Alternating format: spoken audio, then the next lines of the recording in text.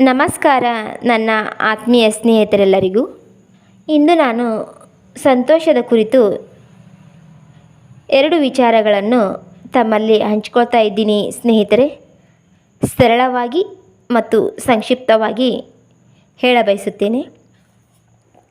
ನಾವು ಜೀವನದಲ್ಲಿ ಅನೇಕ ಬೇಡವಾದ ವಿಚಾರಗಳನ್ನು ನಾವೇ ಹಿಡಿದಿಟ್ಟುಕೊಂಡು ಮನಸ್ಸಿನ ಮೇಲೆ ಭಾರ ಹಾಕಿ ವಿಚಾರಗಳಿಂದ ಮನಸ್ಸನ್ನು ಹಾರಾಡದಂತೆ ಮಾಡಿ ಅನೇಕ ವಿಚಾರಗಳಿಂದ ಮನಸ್ಸನ್ನು ಕಟ್ಟಿಹಾಕಿ ಬಂಧಿಸಲ್ಪಟ್ಟಿರುತ್ತೇವೆ. ಹೀಗಾಗಿ ಅನ್ಯರ ಬಗೆಗಿನ ಅಶುದ್ಧ ವಿಚಾರಗಳು ಬಗ್ಗೆ ತಲೆ ಕೆಡಿಸಿಕೊಳ್ಳದೆ, ಇತರರೊಂದಿಗೆ ಅದರ ಬಗ್ಗೆ ಮಾತನಾಡದೆ, ಬೇರೆಯವರ ಅವಗುಣಗಳನ್ನು ನೋಡದೆ, ಅವರಲ್ಲಿರುವ ಒಳ್ಳೆಯ ಸದ್ಗುಣಗಳನ್ನು ಗುರುತಿಸುತ್ತಾ ಮಾಡಿದ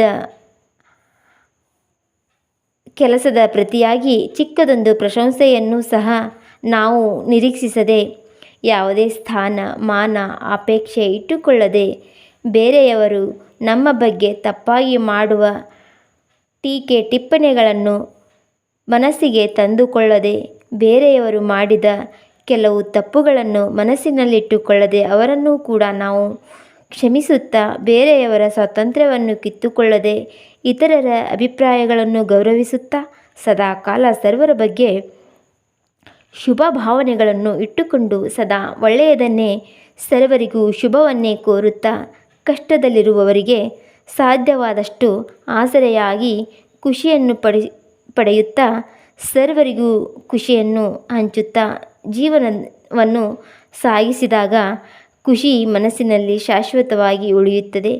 ಆಗ ಜೀವನವು ಸಂತೋಷಮಯವಾಗಿ, ಸುಖವಾಗಿ, ನೆಮ್ಮದಿಯಿಂದ ಸಾಗುತ್ತದೆ. ಸ್ನೇಹಿತರೆ, ಮನುಷ್ಯ 2 ವಿಷಯದಲ್ಲಿ ಅಸಹಾಯಕನಾಗಿರುತ್ತಾನೆ. ಅದು ಒಂದು, ತನ್ನ ದುಃಖವನ್ನು ಬೇರೆಯವರಿಗೆ ಎಂದಿಗೂ ಮಾರಲು ಸಾಧ್ಯವಿಲ್ಲ. ನಾವು ಖುಷಿಯನ್ನು ಎಂದೂ ಬೇರೆಯವರಿಂದ ಖರೀದಿಸಲು ಸಾಧ್ಯವಿಲ್ಲ ಸ್ನೇಹಿತರೆ.